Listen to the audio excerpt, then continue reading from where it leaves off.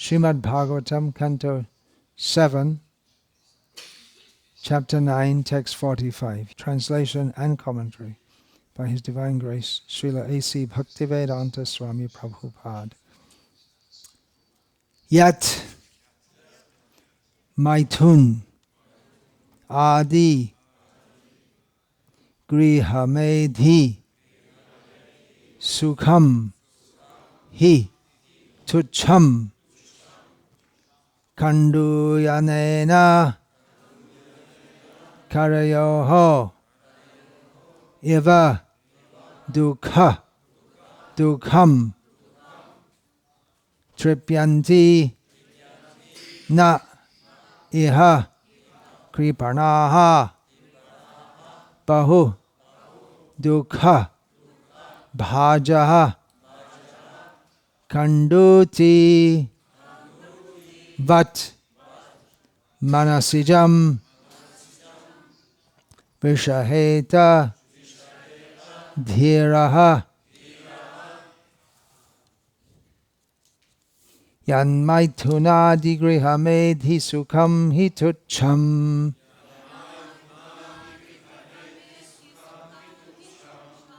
Kanduyanena Karayo Iva Dukha Dukham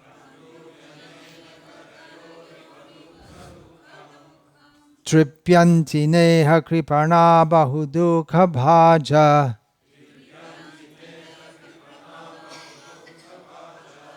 Kandutivan Manasijang Vishaheta Dhiraha.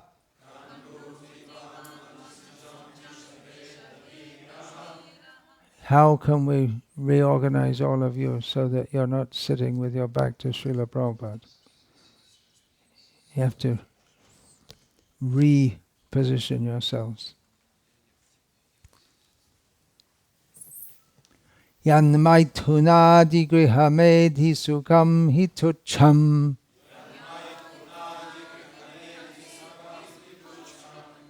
Kanduyanena karaya iva dukha dukham Tripyanti neha kripana bahu dukha bhaja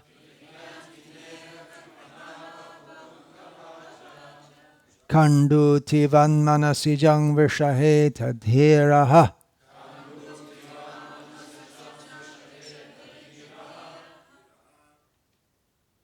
Then someone else chant.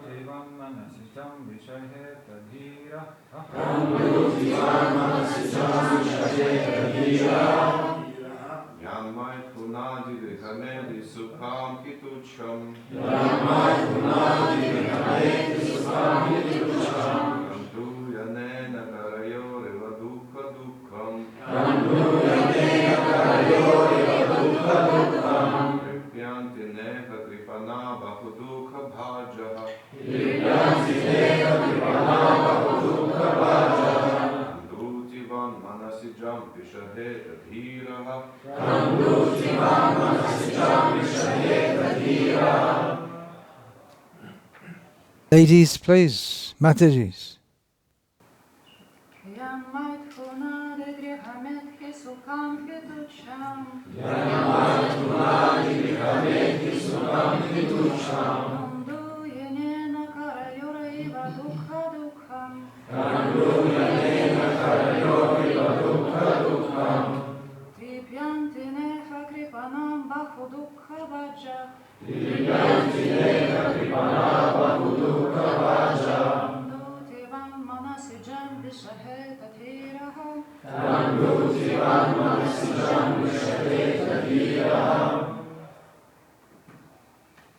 Yat. Say it in Russian.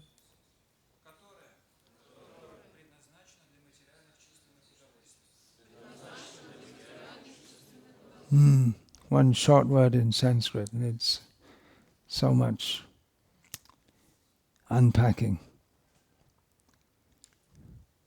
Maithun, Maithuna, Adi,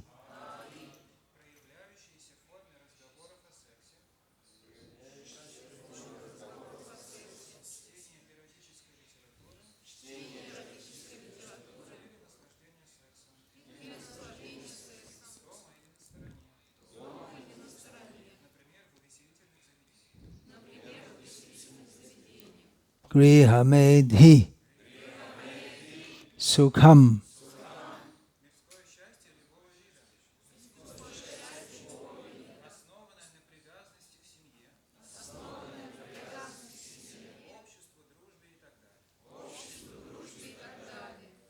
Hi, Tucham, Kanduyanena, Karayoho,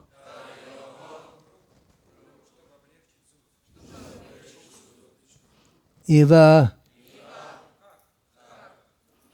Dukha Dukham,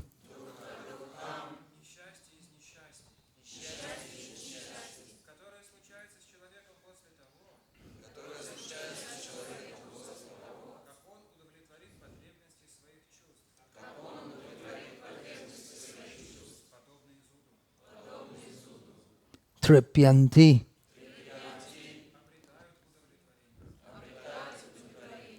Na, Iha,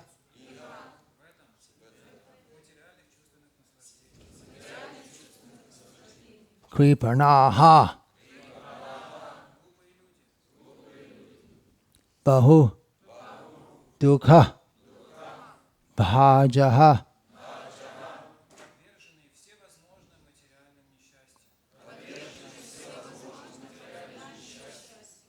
Kanduti, Vat,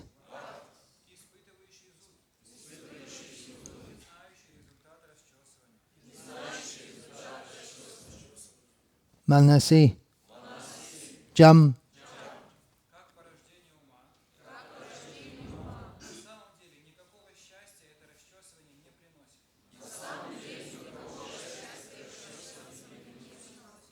Vishaheta,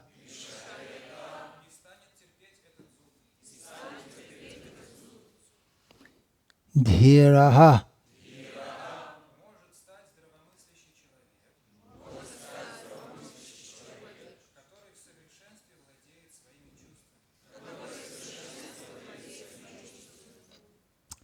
Sex life is compared to the rubbing of two hands to relieve an itch.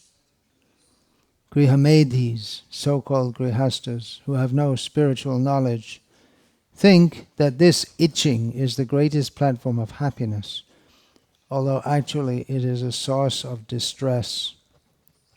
The Kripanas, the fools, who are just the opposite of Brahmanas, are not satisfied by repeated sensuous enjoyment. Those who are dhira, however, who are sober and who tolerate this itching, are not subjected to the sufferings of fools and rascals. Purport. Materialists think that sexual indulgence is the greatest happiness in this material world, and therefore they make elaborate plans to satisfy their senses, especially the genitals. This is generally found everywhere, and specifically found in the Western world, where there are regular arrangements to satisfy sex life in different ways. Actually, however, this has not made anyone happy. Even the hippies, who have given up all the materialistic comforts of their fathers and grandfathers, cannot give up the sensational happiness of sex life. Such persons are described here as kripanas, misers. The human form of life is a great asset, for in this life one can fulfill the goal of existence.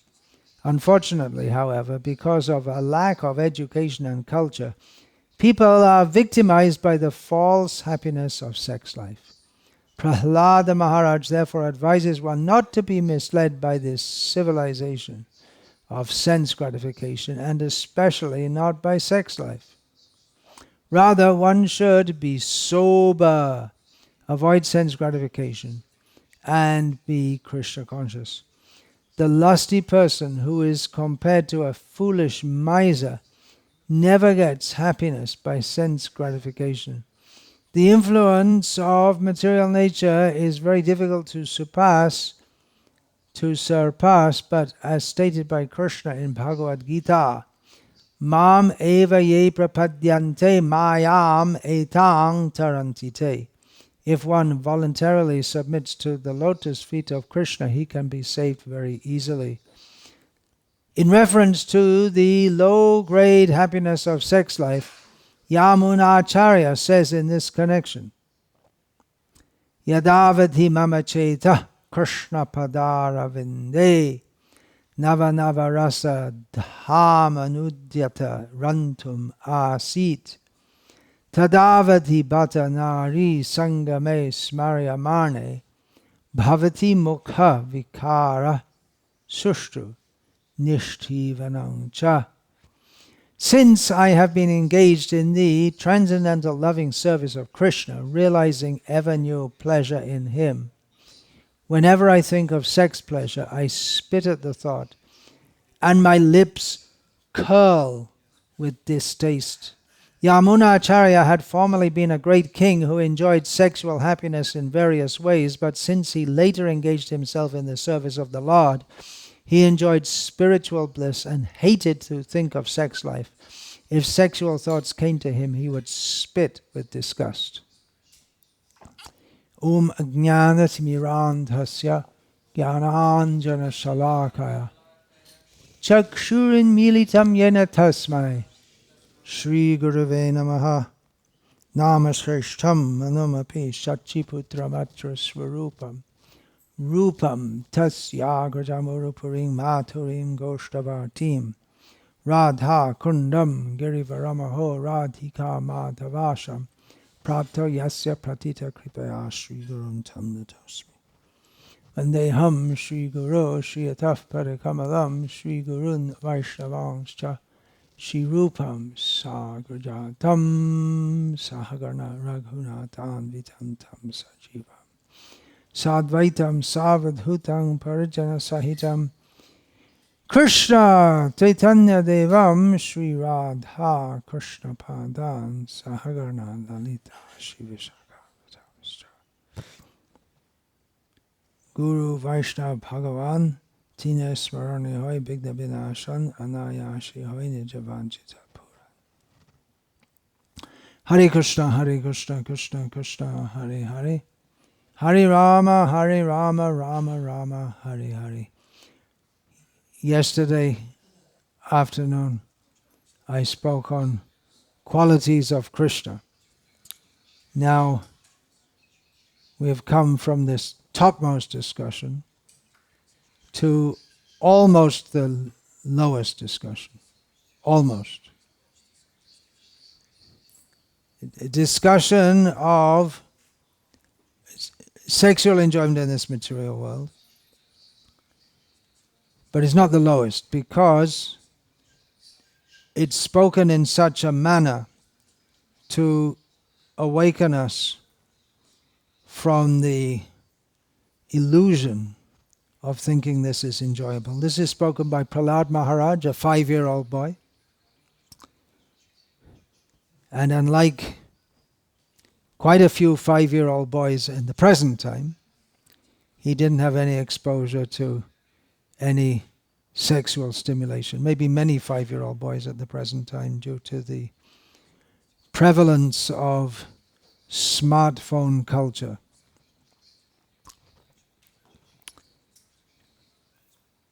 We may wonder why I'm speaking on this. Well, if you're wondering why we're speaking on this, you need to hear it more, because we all need to hear it. All of you who are free from mundane sexual desire, you can all leave. no need for you. I don't think there's going to be a stampede. Maybe a stampede because don't like to hear it, but many times the things we don't like to hear, we need to hear. One secular scholar disparagingly noted about Srila Prabhupada 3 topics that Srila Prabhupada in his Bhagavatam commentaries emphasized more than other commentators. One is the role of the Guru. Another is gender interrelations, specifically the role of women.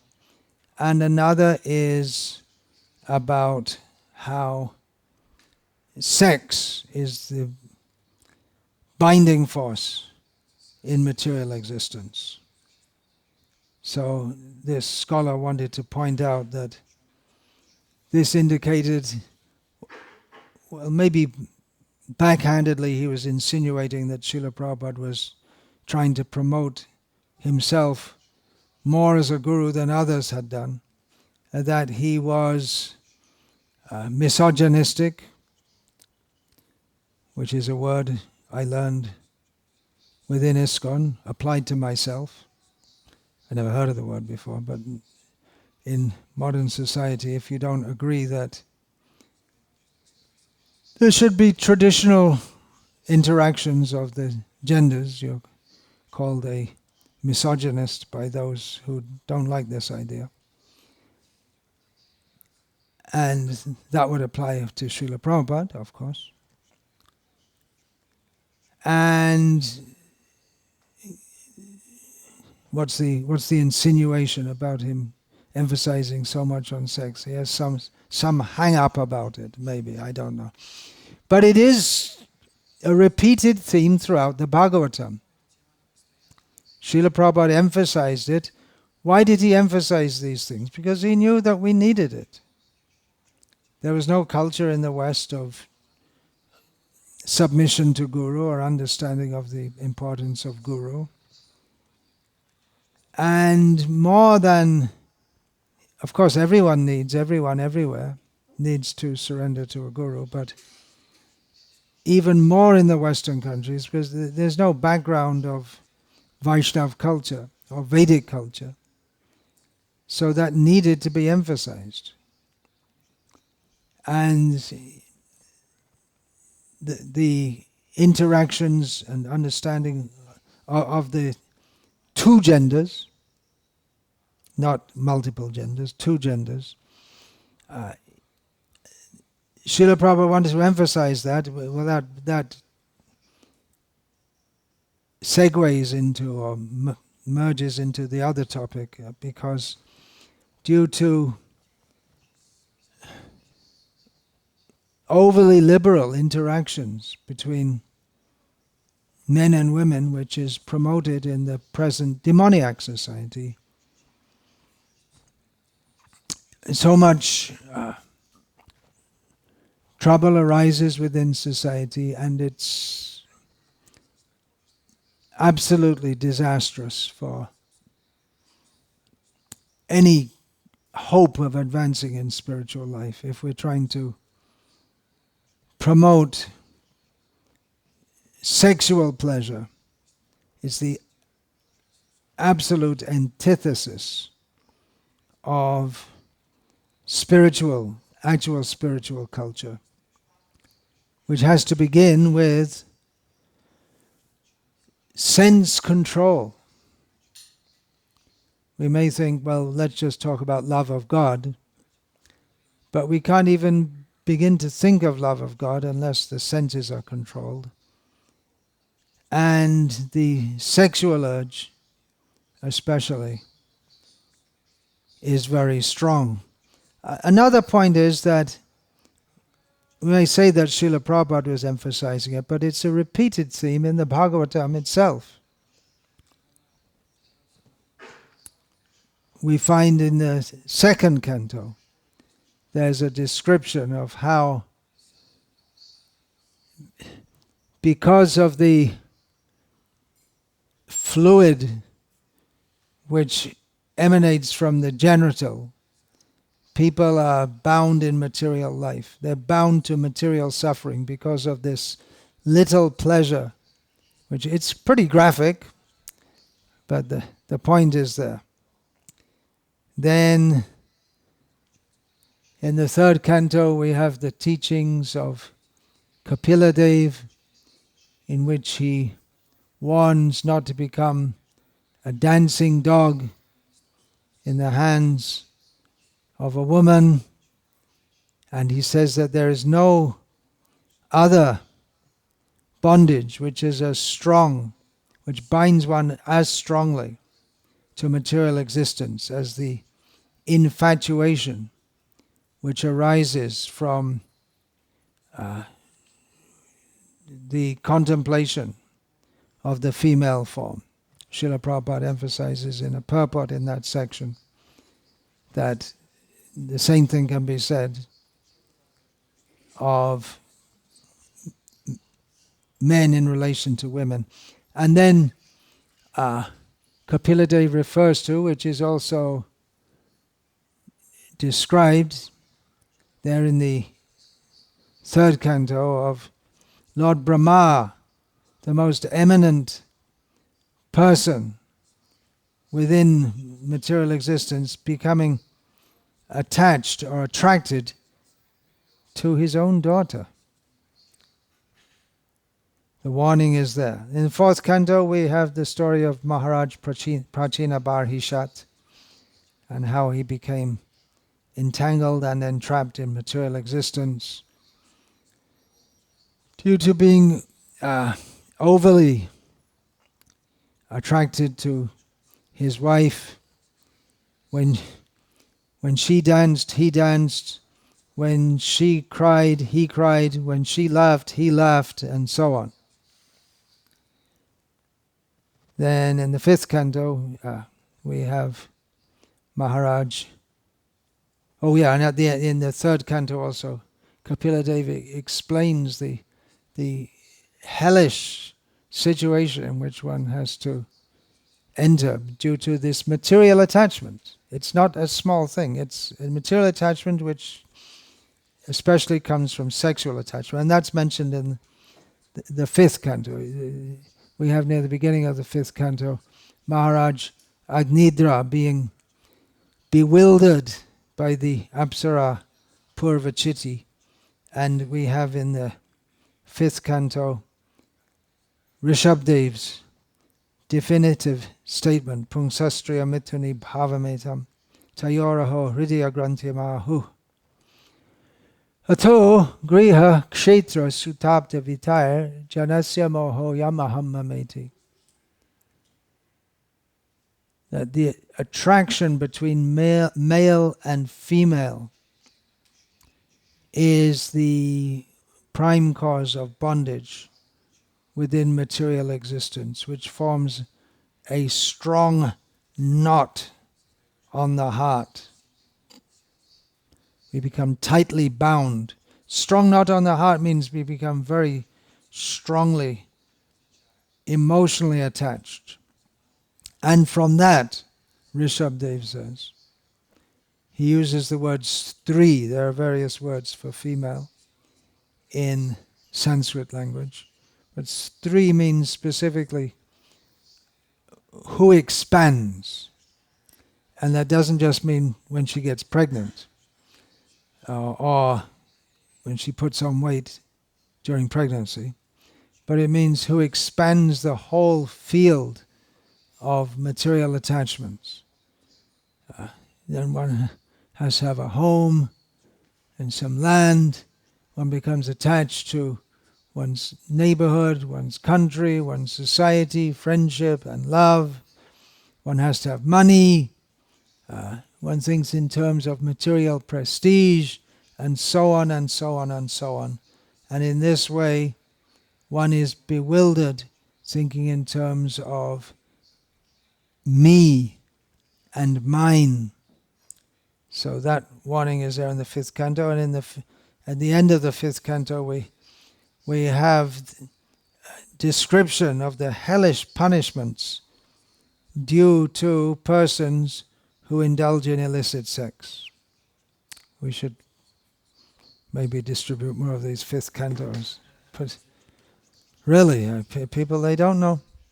Lokasya janato vidvans chakre satvata sanghitam. People don't know.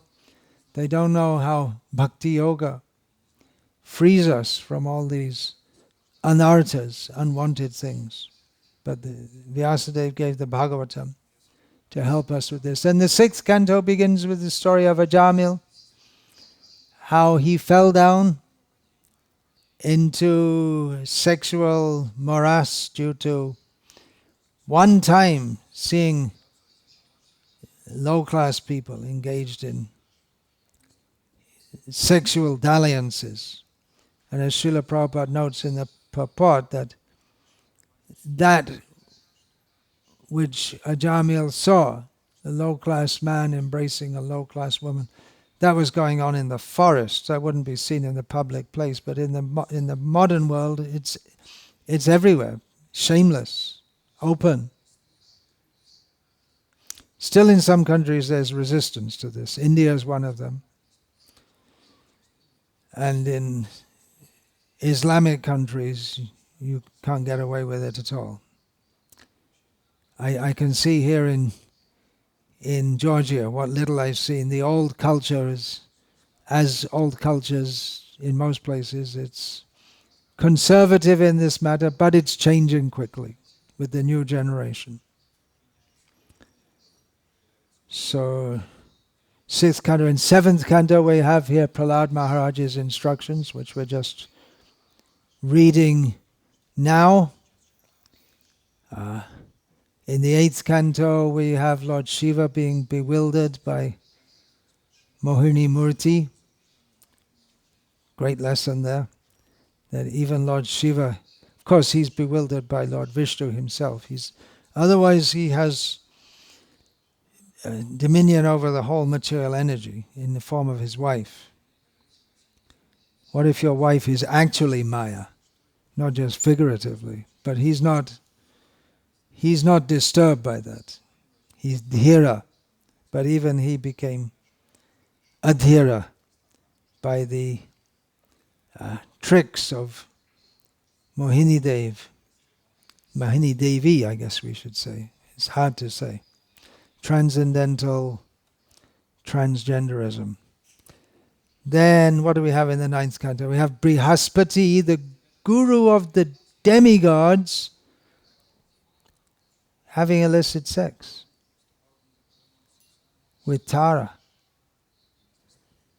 We have Yayati and Devayani, Puruvara and Urvashi.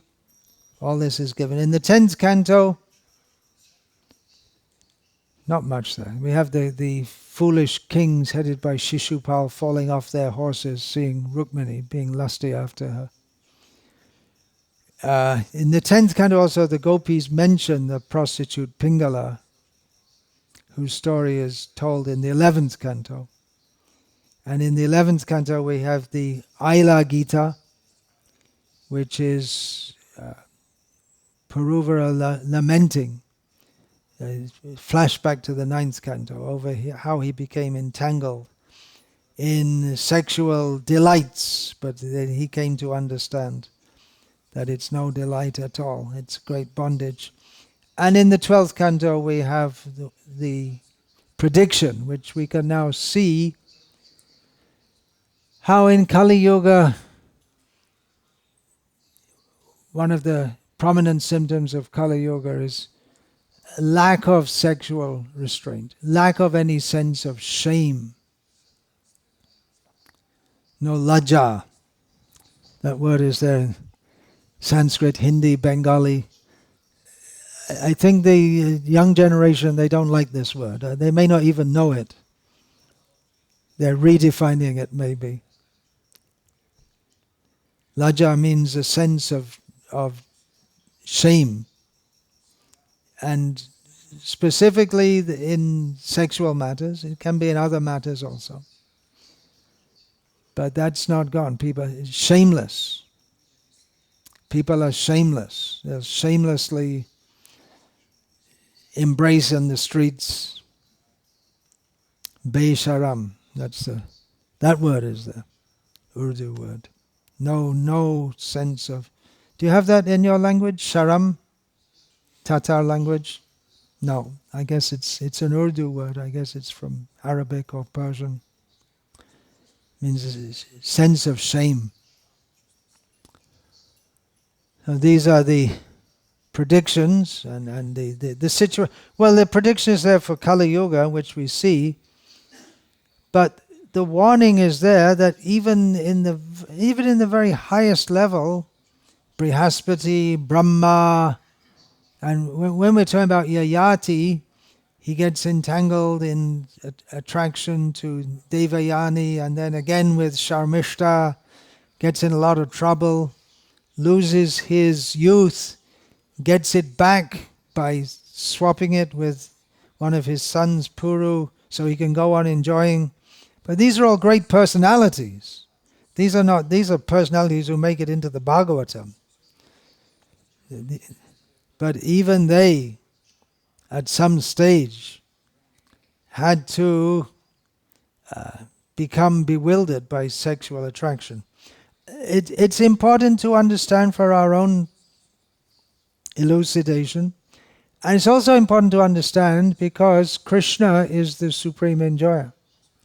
And when we come to the 10th canto, when we hear the pastimes of Krishna, we should be God-realized persons. Is it not? Srila Prabhupada promises in the beginning in his preface to Srimad Bhagavatam, if one carefully goes through the whole text, the Sanskrit verses, the word-by-word meanings, the translations of the verses, the purports, then one will be a God-realized person at the end of the 9th cantos, and then one can enter into the 10th canto. And then one can understand, which is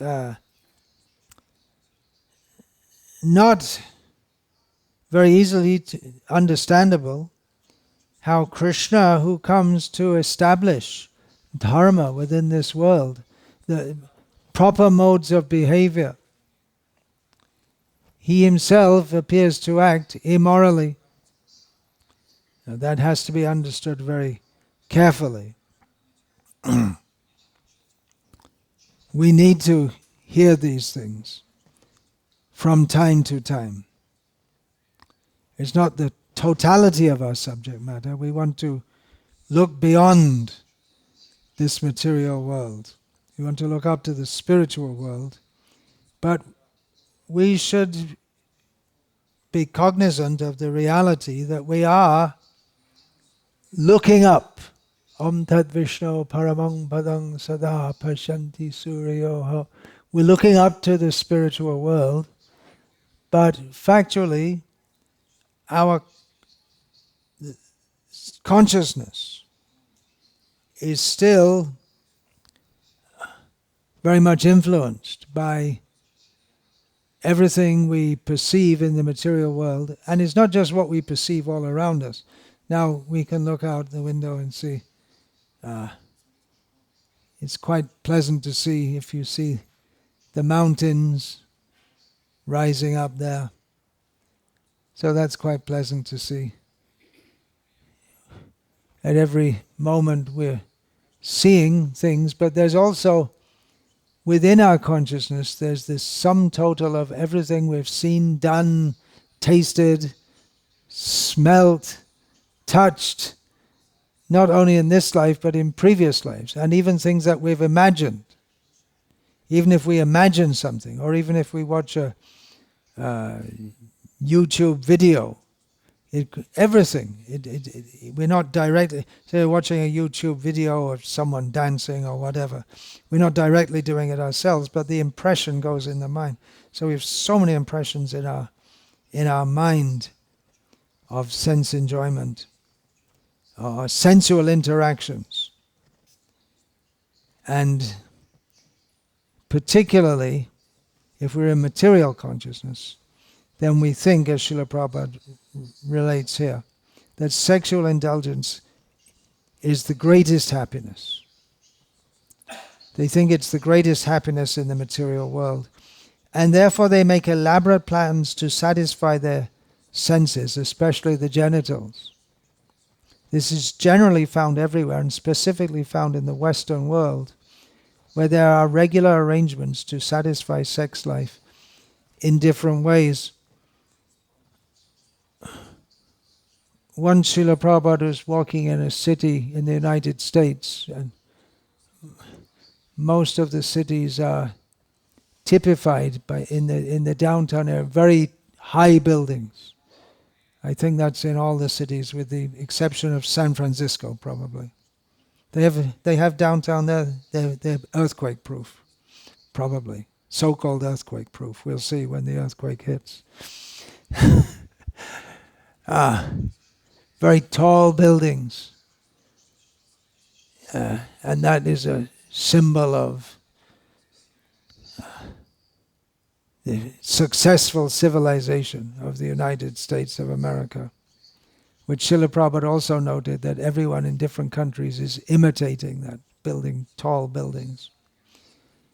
But he made different comments about that at different times. One time he referred to modern civilization as ant-hill civilization, comparing the tall buildings to ant-hills. But one time he said that this whole big building, it's all for sex life. Otherwise, what do you need such a complex civilization for? You can do eating. What is civilization? It's a complex arrangement for eating, sleeping, mating, and defending. And real civilization is for higher consciousness. And for that, it's better not to have a complex civilization, to satisfy the needs of the body, which includes eating, shelter in the form of houses, and then clothing, and law and order, and sex is one of the needs of the body. It's not as essential for existence as food. But when materialistic people make arrangements for eating, sleeping, and law and order, defense, then they want to have more sense gratification. It's not enough simply to eat, but you have to eat very sumptuously. Srila Prabhupada he was told there's some restaurant that outside Tokyo, 80 miles or something from Tokyo, people drive all the way 80 miles to eat some wild duck, which is served in that restaurant. And they go to so much trouble just to have a little titillation of the tongue. Elaborate arrangements. Civilization means elaborate arrangements. Restaurants with food from all over the world. They have all different kinds of food served. In New York City, there are so many restaurants for pretty much every ethnicity ever imagined. Every ethnicity. There's probably a Georgian restaurant in New York City. Is there? Do you happen to know? There is. Jai, Georgia. The mark is there. Every Azerbaijani restaurant, what do they eat in Azerbaijan? Oil?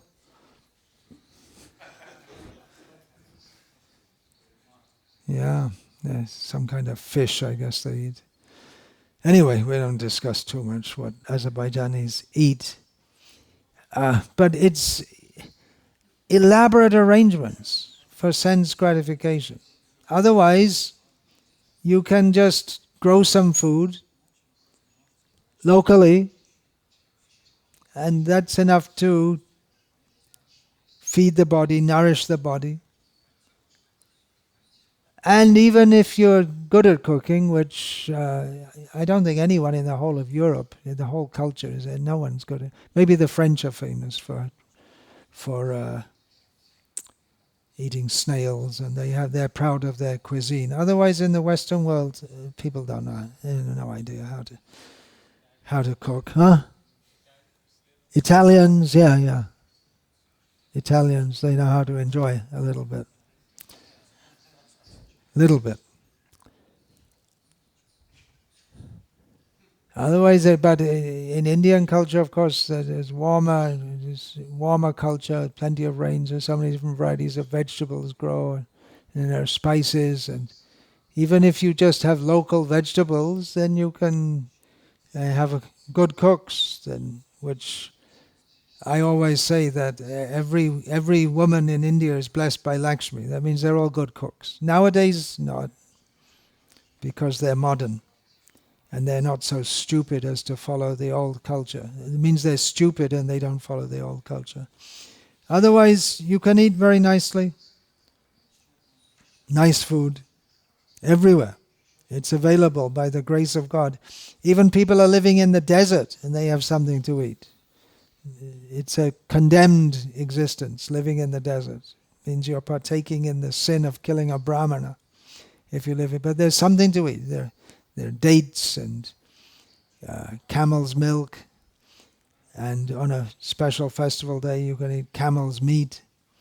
And what else they eat, I don't know. And even the Eskimos, they would eat lots of fish, and they learn how to capture fish under the ice. So everywhere there's an arrangement for food.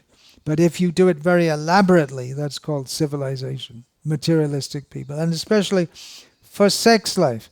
And Srila Prabhupada noted that in the Western countries, even old men who they can't enjoy anymore because their physical stamina is worn out, but they pay money to go to a club and look at pretty girls and maybe pinch their bottom or whatever. And they're still trying to enjoy, even in old age, in so many ways. Striptease clubs, and then of course all this cinema pornography.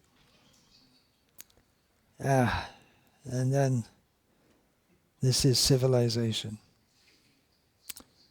But Srila Prabhupada is pointing out, through the text of the Bhagavatam, how all of this doesn't make anyone happy. That's the big trick of Maya, that it will make us happy. But it does make us happy. Well, it does make us happy, otherwise why are people trying for it? But that kind of happiness is already described by Lord Krishna in Bhagavad-gita. Vishayendriya samyogam yattad agre mritopamam pariname vishamiva tatsukam rajasam smritam. It's happiness in the mode of passion. In the beginning it seems like nectar, but soon it turns to poison. So there is some happiness, but it's a very deluding happiness, because it simply leads to suffering. But because materialistic people don't have any information of Brahma Sukh, Rishabdev speaks about this, the unlimited Brahma Sokyam to Anantam, the unlimited, unending spiritual happiness, then when they experience unhappiness, which is inevitable when they try to indulge in sense gratification, then they just try to engage in more sense gratification, because it's the only kind of happiness they know. And so it's so many different ways they've discovered to eat and to have sex. These two senses, the tongue and the genitals, they voraciously desire more and more titillation, gratification.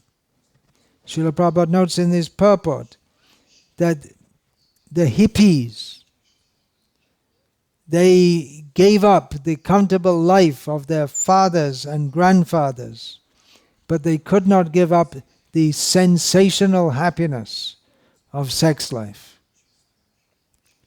It's a play on words. You won't get that in the Russian translation. Sensational. Sensational means produced of the senses, but in the more common usage of the term nowadays means something amazing. Something which causes a sensation. The hippies, they couldn't give that up. They gave up the wealth and the comforts of and they appeared in many ways to be like self-realized persons without attachment to comfort, not wanting to have a material career. Most of them went back to it later, but they couldn't give up sex life. And in fact, they promoted that more than their fathers and grandfathers. So Srila Prabhupada continues the purport by saying, such persons are described here as kripanas, misers. Why is a person who indulges in sex life unrestrictedly called a miser? Why a miser? Miser is, it's not very good to be a miser. You just stock up money without using it. You uselessly have money. There's a story in this regard. What is a miser? That someone had gold and they buried it. They had a big stock of gold and the big ball of gold. They went and buried it in the ground so no one could find it. And every day he'd go and look and see, dig up and have a look. My gold is there. He wasn't using it.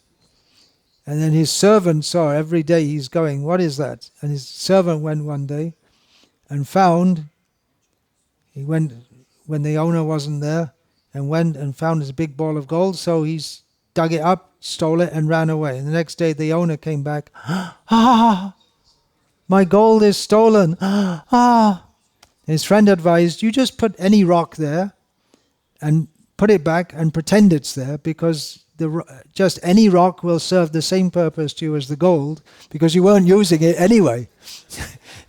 So you could just pretend it's there. So a miser is someone who has something valuable but doesn't utilize it.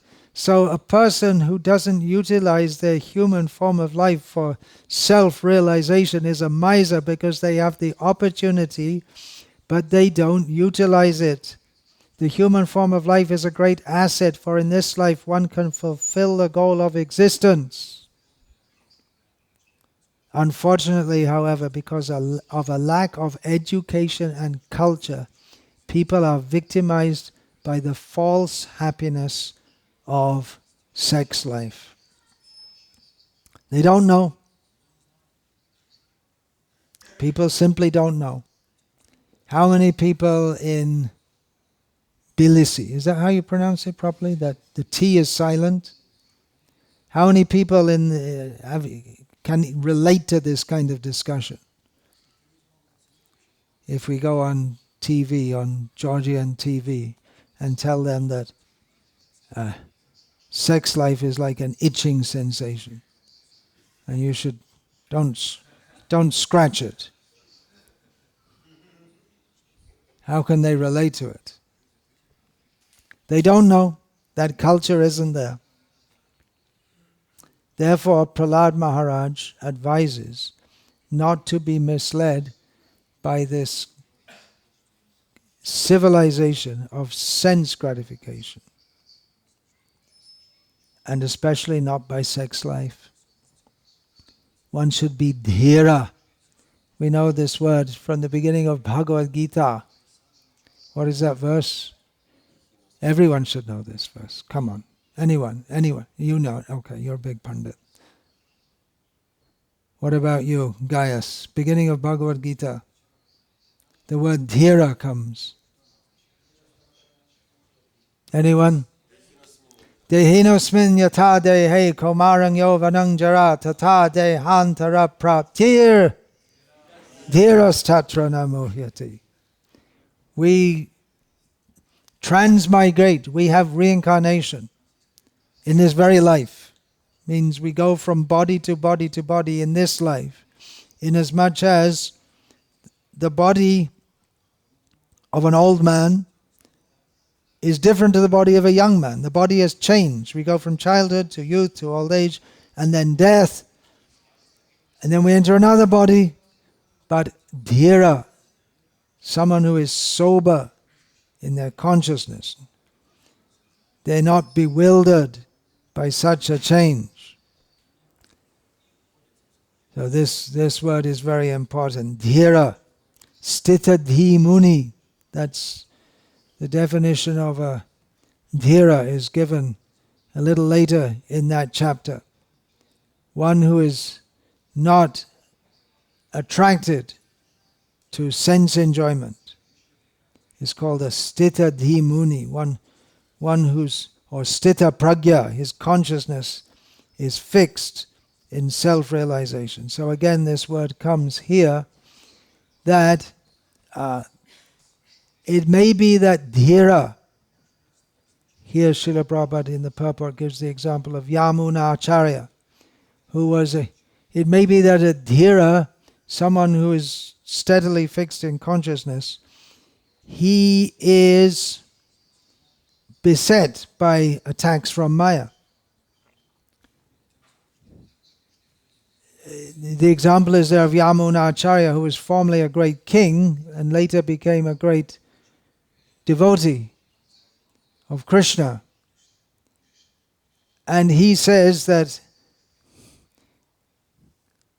whenever I think of the pleasure, now that I am, or ever since I've been Krishna conscious and enjoying the happiness of Krishna consciousness, when I think of sex with a woman, I spite at the thought, Srila Prabhupada would say. The general pronunciation is spit, but Srila Prabhupada would say spite, and spite gives the sense of very much dislike.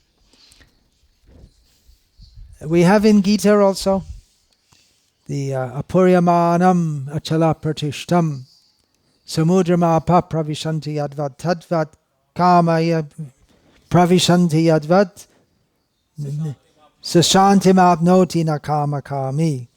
That another angle on a dhira is that very calm like the sea, or undisturbed like the sea, in which great rivers enter, but it doesn't disturb the sea.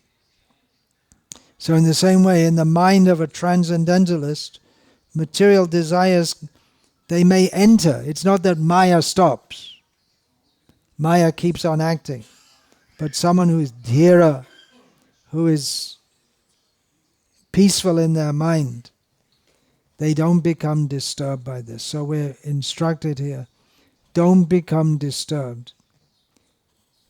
Come to the platform of knowledge, understanding that all sense gratification is deluding us, binding us in material existence.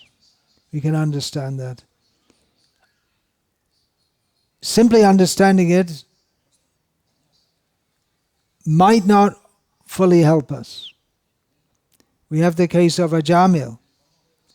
When his mind became agitated by seeing a low-class man and woman indulging openly in sensual, sexual activities, his mind became disturbed. And it's described in Bhagavatam that he tried to control his mind by remembering the instructions he had heard previously.